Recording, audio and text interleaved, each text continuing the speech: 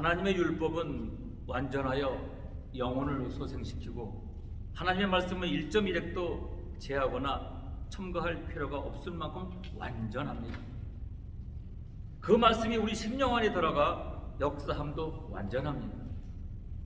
그래서 말씀은 우리의 죽은 영과 육을 다시금 소생시키는 능력을 발휘합니다. 두 가지 인생이 있습니다. 소모품처럼 호흡이 붙어있는 동안 살겠다고 생각하는, 즉 사는 때까지 살겠다는 인생입니다. 또한 인생은 분명한 목적에 따라 육신적 호흡이 멈춘 이후에 인생을 준비하는 사람입니다. 즉 죽음 이후에도 계속되어질 자신의 영속적 삶을 준비하는 인생입니다. 우리 기독교는 영생을 믿습니다. 우리의 인생이 70년, 80년으로 끝나지 않고 그 다음 단계에 인생의 심판이 있음을 믿고 있습니다. 그래 예수를 믿는 우리는 영생을 위해 준비해야만 합니다. 지금도 우리는 영적인 삶을 위해 노력하고 있습니다.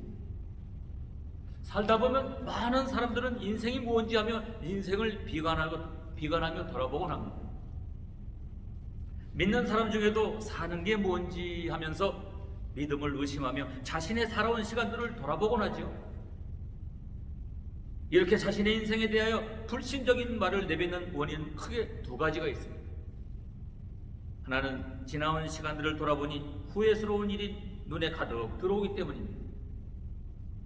무언가 보람스럽게 의미 있는 기쁜 일보다는 인생을 낭비하고 못하나 자랑할 만한 것을 이루지 못했다는 자괴지심 때문인 것입니다. 또 하나의 이유는 미래에 대한 불확실성 때문입니다. 자신의 인생에 있어서 미래에 대한 전망을 밝게 볼 수 없을 때 인생이 허무하게 느껴지거나 희망을 찾지 못하여 우울한 인생의 미래를 보게 되는 것이죠. 그럴 때 삶의 의욕이 빠져나가는 것을 경험하게 됩니다. 하나님께서 인간을 만드실 때 영적인 존재로 만드셨어요. 그러므로 사람의 참된 가치는 육신에 있지 않고 영혼에 있는 것입니다. 사람이란 먹고 입고 자고 일어나다 덧없이 떠나가 버리는 허무한 존재가 아닙니다. 따라서 사람이 진정으로 존귀한 이유는 사람에게 영혼이 있기 때문입니다. 왜냐하면 하나님께서 인간을 만들 때 영적인 존재로 만드셨기 때문인 것입니다. 물속에 있는 물고기는 안전합니다. 그러나 물 밖에 나온 물고기는 매우 위험합니다. 사람은 하나님이 창조하셨기에 하나님의 안에서만 참 안식을 누릴 수가 있는 것입니다. 창세기 2장 6절 이하에 보면 하나님께서 사람을 지으실 때 먼저 흙을 빚어 사람의 육체를 만드셨다 했습니다. 여기서 흙을 찌끌 먼지라고 말합니다. 그러니까 사람의 육체는 먼지로부터 온 것입니다. 하나님은 먼지로 만든 육체 속에 영혼을 창조해 주셨습니다. 그리고 이 영혼에 하나님의 생기를 부어 넣어 주셨습니다. 하나님께서 자신의 생기를 불어 넣으신 후에야 인간은 진정으로 살아있는 존재가 된 것입니다. 세계적인 문호 괴테가 쓴 소설 파우스트가 있습니다. 여기에 보면 파우스트 박사가 자신의 영혼을 파는 이야기가 나옵니다. 파우스트는 학문을 통해 우주의 원리를 규명하려는 사람입니다. 어느 날 파우스트는 자신의 무력함에 절망하며 악마인 에피스토펠레스에게 자신의 영혼을 맡기고 쾌락을 추구합니다. 특별한 계약이 성립되자 메피스토펠레스는 파우스트에게 세상 향락을 마음껏 누리게 해줍니다. 악마에게 자신의 영혼을 팔아버린 파우스트는 그동안 누려보지 못한 세상 향락과 즐거움을 마음껏 누려봅니다. 그러나 얼마 가지 못해서 세상 쾌락에 대한 염증을 느끼고 맙니다. 파우스트가 발견한 인생과 세상의 의의는 정욕, 권력이 아닌 나머리 위에 힘쓰는 삶이라는 것을 깨닫게 됩니다. 외형에 있어서 악마가 승리한 듯 보이나 파우스트는 악마의 향락에 대한 유혹을 뿌리칩니다. 마침내 파우스트는 예전 모습으로 돌아가고 싶은 몸부림을 칩니다. 괴테는 악마에게 자신의 영혼을 판 어리석은 인생의 결말이 얼마나 비참한가를 보여줍니다. 여러 가지 버전이 있지만 여기서는 그의 영혼의 향상을 의미하며 그 자신을 구원한 이야기입니다. 하나님은 모든 사람이 구원을 받으며 진리를 아는 데 이르기까지를 원하고 계십니다. 어쩌면 우리가 믿음으로 산다고 말을 하면서도 영혼은 세상 문화에 완전히 무료들어 사는지도 모르겠습니다. 영혼을 세상에 미혹되어 마귀에 팔렸을지도 모르겠습니다. 영혼을 파괴하는 자가 영혼에게는 가장 무서운 존재입니다. 그런데 영혼을 파괴하는 자는 바로 귀신이에요. 저는 신들러 리스트를 본 적이 있습니다. 유대인의 넓은 광장에서 일을 하고 있습니다. 한 미치광이 나치 독일군이 2층 자기 침실에서 사격 연습을 하고 있습니다. 아무나 총을 조준하고 2층 창가에 마구 총을 쏘아댑니다. 여기저기에 유대인의 피를 흘리고 쓰러집니다. 그에게는 사격 연습이요, 사람 죽이는 연습입니다. 그의 눈에 들어온 사람은 곧 죽음입니다. 귀신이 공격 대상으로 삼은 영혼은 파괴됩니다. 가룟 유다가 그랬습니다. 마귀는 수많은 이들 중에서 유다를 공격 대상으로 삼아 예수를 파는 종으로 삼았던 것입니다. 마귀가 벌써 시몬의 아들 가룟 유다의 마음에 예수를 팔려는 생각을 넣었더라라고 요한복음 13장은 기록하고 있습니다. 사단이 제일 좋아하는 것은 죄를 짓는 영혼입니다. 죄와 짝하는 자를 자기 친구라고 봅니다. 사울왕이 다윗을 시기하고 질투하기 시작하자 사단이 그를 공격 대상으로 삼기 시작했습니다. 사무엘상 16절에 보면 여호와의 신이 사울에게서 떠나고 여호와의 부리신 악신이 그를 번뇌케 한지라라고 했습니다. 귀신이 좋아하는 죄와 짝하는 영혼은 위험한 영혼입니다. 텅 빈 영혼은 위험한 영혼입니다. 물리학자들은 공기는 공간을 싫어한다라고 말하고 있습니다. 사람은 나쁜 습관과 못된 행실을 버리기만 한 것으로 충분하지 않다는 것이 증명되었습니다. 공허한 영혼은 위험에 빠지기가 쉽습니다. 악을 추방하는 것만으로는 부족하며 선으로 채워야 한다는 것입니다. 캐나다 밴쿠버에 가면 보처스 가든이라는 넓은 정원이 있습니다. 몇 년 전에 교회 교우들과 함께 여행을 한 적이 있습니다. 온 정원이 다 꽃으로 가득 차 있습니다. 처음에 이 정원은 석회석 광산이었습니다. 석회석을 다 파려고 나니 폐허가 되었습니다. 을씨신스러운 그곳에 꽃을 심기 시작하고 세계적인 넓은 하원이 되었습니다. 밴쿠버를 여행하는 사람들은 꼭 한 번씩 다녀가는 장소가 되어버렸습니다. 그곳은 잡초를 관리할 필요가 없답니다. 이유가 있습니다. 꽃으로만 채우니 잡초가 날 틈이 없다는 것입니다. 잡초가 난다는 것은 이미 공간이 있다는 의미입니다. 우리의 마음을 오직 성령과 하나님으로 가득 채울 때 귀신은 들어올 틈을 잃어버리고 마는 것입니다. 사도 바울도 빌립보 교회령에서 이렇게 말합니다. 너희 안에 이 마음을 품으라. 곧 그리스도 예수의 마음이라고 했습니다. 아멘. 술 취하지 말라. 이는 방탕하는 것이니 오직 성령의 충만을 받으라. 귀신은 성령 받지 못한 영혼을 공격하는 못된 존재입니다. 어떤 영혼이 위험한 영혼입니까? 귀신이 들어있는 영혼이 위험한 영혼이에요. 그리고 텅 빈 영혼이 위험한 영혼입니다. 예수님은 오늘도 우리 속에 들어와 계시기를 바라시고 그분을 모신 마음에는 귀신이 들어오지 못하게 하는 평화와 담대함이 있습니다. 예수님께서는 세계에 복음화의 확실한 방법으로 갈급한 영혼을 부르십니다. 갈급한 영혼들을 하나님께서 진실되고 성령 받은 사람들에게 맡기기를 원하십니다. 이방인들이 듣고 기뻐하며 하나님의 말씀을 찬성하며 영생을 주시기로 작정된 자는 다 믿더라. 사도행전 13장 48절의 말씀입니다. 인간은 영적인 존재입니다. 육은 영을 담은 그릇이나 아무리 육신이 아름답고 고귀하여도 영혼이 병들면 그는 병든 인생이 되고 마는 것입니다. 인간의 가치는 흙으로 만든 육신이 아니라 생기를 통해 생명이 된 영혼이 있는 것입니다. 인간의 타락은 영혼이 병들었기 때문이고, 영혼의 타락은 마치 나침판을 잃은 배와 같이 망망대해를 표류하는 것과 같은 것입니다. 그러나 우리 영혼은 하나님을 갈망하고 타락전의 모습으로 나아가기를 소원합니다. 믿음이란 하나님을 찾아 나서는 것입니다. 왜냐하면 우리 영혼이 하나님께로 왔기 때문에 하나님을 갈급합니다. 그런데 사람들은 하나님이 아닌 다른 것들을 하나님으로 생각하고 그것에 만족하고 있습니다. 성경은 이것을 우상이라고 합니다. 사랑하는 여러분, 영혼의 갈증을 해결하셨습니까? 세상의 그 무엇으로도 영혼의 갈증을 해결할 수가 없습니다. 오직 예수 그리스도, 예수 그리스도를 말미암아 여러분의 영혼의 갈증을 해결하여 참된 행복을 누리실 수 있기를 간절히 바랍니다.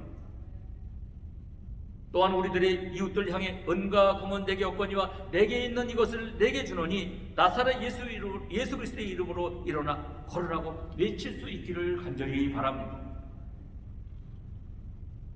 우리가 복음을 전한다는 것은 영혼의 갈급함이 충족되고 있음을 말하는 것이고, 수많은 사람들에게 그들의 영혼의 갈급함에 참된 행복을 주는 것입니다. 저와 여러분들로 말미암아 우리의 가족과 이웃과 주변의 많은 사람들이 예수 그리스도를 만나 영혼과 육체가 행복하고 놀라운 역사가 있기를 주님의 이름으로 축복드립니다. 내 영혼아, 내가 어찌하여 낭망하며 어찌하여 내 속에 불안하여 하는고 너는 하나님을 바라라 라고 외치기를 바랍니다. 코로나 바이러스로 달라진 환경이 맹수가 으르렁거리듯 오늘 여러분의 삶을 위협하고 있습니까? 거친 파도가 삶을 송두리째 삼켜버리고 기세로 계속 다가오고 있습니까? 여러분, 더 크신 하나님을 바라보시기를 바랍니다. 우리에게 주신 말씀의 권세로 두려운 환경을 이기시기를 바랍니다. 사람은 자기 중심으로 살고 싶은 본능이 있습니다. 이것이 사람의 심리입니다. 정도의 차이는 있겠지만 어느 시대든지 참된 소리는 귀 밖으로 흘려버려요. 외식은 사람이 아니란 사고력에 파고들어 믿음의 균열을 일으킵니다. 하나님께서 사람을 창조하시면서 모든 사람에게 각각 다른 설계도를 주시면서 인간 모두에게 공통 분모가 있는 설계도도 주셨습니다. 인간의 설계도를 게놈이라고 합니다. 게놈은 유전자와 염색체를 합쳐 만든 말로 하나의 세포에 들어있는 DNA의 염기 배열 전체를 뜻하며 사람마다 각각 다른 설계도가 있습니다. 하나님께서 창조하신 인간은 하나님의 설계도를 떠나면 불행하게 되어 있습니다. 창세기 2장에 하나님이 일곱째 날에 복을 주사 거룩하게 하셨으니 이는 하나님이 그 창조하시며 만드셨던 모든 일을 마치시고 이날에 안식하셨다라고 말씀하고 있습니다. 하나님께서는 안식일을 지키심으로 안식하도록 설계하셨고, 예수 그리스도의 십자가 사건 후 부활하심으로 부활에 기념하는 주일을 지킴으로 사망 권세를 깨뜨리는 부활의 능력을 얻도록 설계하신 것입니다. 다니엘은 자신을 잡기 위해 일시적인 예금 금지 법령을 반복된 것을 알고도 하루에 3번씩 예루살렘 창을 향해 열고 기도를 계속함으로 죽음의 길을 당했지만은 하나님께서는 오히려 생명과 정치적인 권위까지 그에게 주었던 것입니다. 예배는 하나님을 뵙고 하나님께 경배해드리는 것입니다. 하나님께서는 사람이 하나님을 경배할 때 행복하도록 설계해 주셨고, 각자의 욕심을 내려놓고 하나님의 뜻을 실천할 때 강해지도록 저촉해 주셨습니다. 북쪽 이스라엘과 남쪽 유다가 하나님을 실실하게 예배하지 아니하자 선지자를 통해서 돌이키지 아니하고 잘못된 신앙을 계속 유지할 때 그의 결과는 아수르와 바벨론이 망하게 되었던 것입니다. 시편 137편에 보면 우리가 바벨론의 여러 강변 거기에 앉아 시온을 기억하며 울었다라고 기억하고 있습니다. 여러분, 역사를 알아야 합니다. 우리는 역사를 배워야 합니다. 하나님의 설계도를 따라 살지 않으면 결국은 개인도 단체도 나라도 망할 수 있습니다. 망한 뒤에 옛날을 기억하며 올 것이 아니라 지금 우리는 하나님의 뜻을 따라 살아야 합니다. 이사야 29장에 이 백성이 입으로는 나를 가까이 하며 입술로는 나를 공경하나 그 마음은 내게서 멀리 떠났다. 누가 하는 메시지입니까? 유다 백성의 마음을 꿰뚫고 아시는 하나님의 메시지입니다. 예수님은 요한복음 10장 10절에 선한 목자 되신 주께서 이 땅에 오신 목적이 양들로 생명을 얻게 하고 더 풍성히 얻게 하람이라 라고 말씀하고 있습니다. 누구든지 선한 목자이신 예수님께 나아가기만 하면 생명을 풍성히 얻고 만족과 기쁨을 주실 뿐만 아니라 영혼의 안식을 누릴 수 있게 되는 것입니다. 믿음의 사람들의 삶의 여정에도 시련이 있습니다. 요셉이 형들에게 팔려 애굽의 노예로 팔려갔어요. 정말 하나님이 존재하신다면, 그리고 자신에게 꿈을 주신 분이 하나님이시라면 어떻게 이와 같은 일이 일어날 수 있겠는가 하시면서 9일 하나님의 크신 계획이 있다는 것을 알 수 있게 됐습니다. 우리는 동일한 예를 출애굽의 역사를 통해서 볼 수가 있습니다. 출애굽한 이스라엘은 젖과 꿀이 흐르는 약속의 땅을 기대하며 설레는 마음으로 약속의 땅을 향해 갑니다. 그러나 그들이 증명한 것은 젖과 꿀이 흐르는 땅이 아니고 정복해야 할 땅이었습니다. 하나님께서 약속하신 것을 지키시는 분이지만 반드시 통과해야만 하는 관문이었던 것입니다. 다윗은 이스라엘 왕으로 기름을 받았지만 쫓기는 자가 되었고, 느헤미야는 바사에서 안정된 생활을 포기하고 예루살렘을 기환해 무너진 성벽을 쌓았지만 이로 인하여서 대적들로부터 생명의 위협을 받습니다. 우리는 동일한 예를 모든 시대의 믿음의 사람들을 통해서 볼 수가 있습니다. 이와 같은 사실은 믿음의 사람들의 삶의 여정에서 영혼의 어두운 밤을 어떻게 견딜 수 있었는지를 말해주는 것입니다. 그러면 하나님께서 어째서 우리의 영혼의 어두운 밤 같은 시련을 허락하시는가? 영국의 청교도들은 이 물음에 대해서 우리에게 다음과 같은 대답을 해줍니다.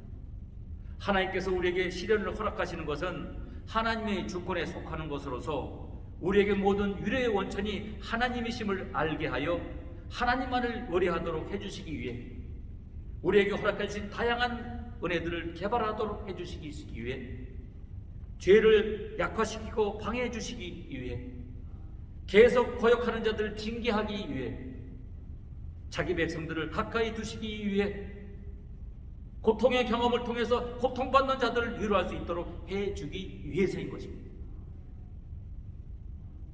우리가 영혼의 어두운 시련과 관련해서 말할 수 있는 한 가지 확실한 것은, 영혼의 밤이 우리에게 고통스러운 것이지만 믿음으로 통과한다면 반드시 유익을 가져다 준다는 사실입니다.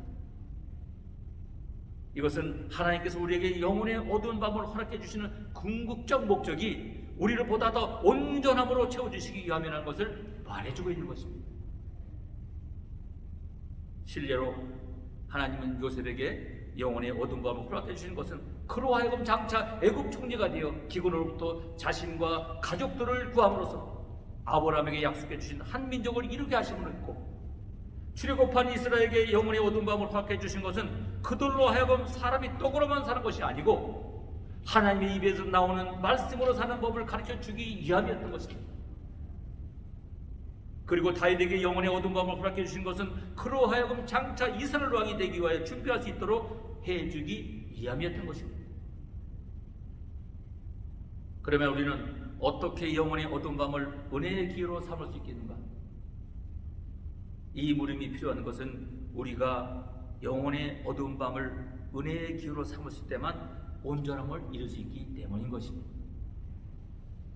욥기서 23장은 말합니다.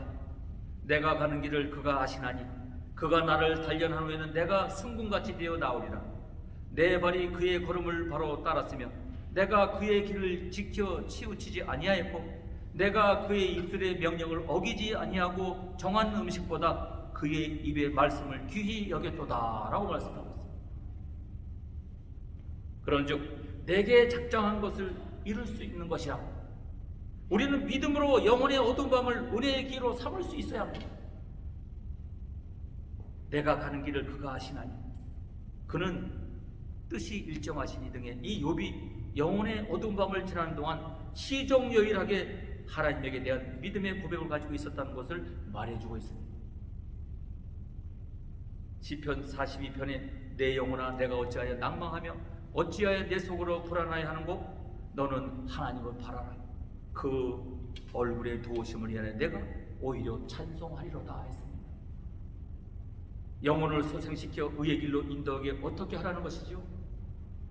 나의 마음의 공간에 무엇인가 채워 있어야 하는 것입니다. 머리라는 공간에 지식을 채우고 가슴이라는 공간에 사랑을 채우고 위라는 공간에 음식물이 채우듯이 마음이라는 공간, 이 마음이라는 공간, 영혼이라는 공간에 하나님의 말씀을 채울 수 있어야 한다는 것입니다.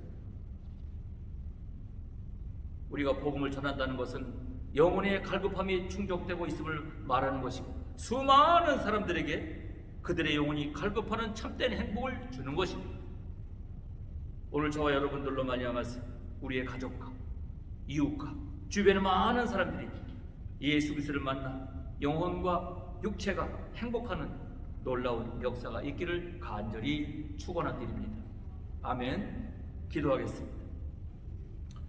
선한 목자 되신 우리 주님, 영혼을 소생시키시는 우리 주님, 우리 발걸음이 닿는 곳마다 갈급한 영혼이 주님을 만날 수 있는 놀라운 축복의 은혜가 있기를 간절히 소원합니다. 부족한 종이나 사랑하는 우리 동역자들 발걸음마다 아버지 갈급한 영혼을 찾아 그들에게 이 놀라운 생명의 복음을 아낌없이 전할 수 있는 믿음의 귀한 동역자들이 될 수 있는 능력의 종들이 될 수 있도록 하나님의 성령님 기름 부어 주시옵소서. 감사드리며 예수님 이름으로 간절히 기도 올리옵나이다. 아멘. 할렐루야.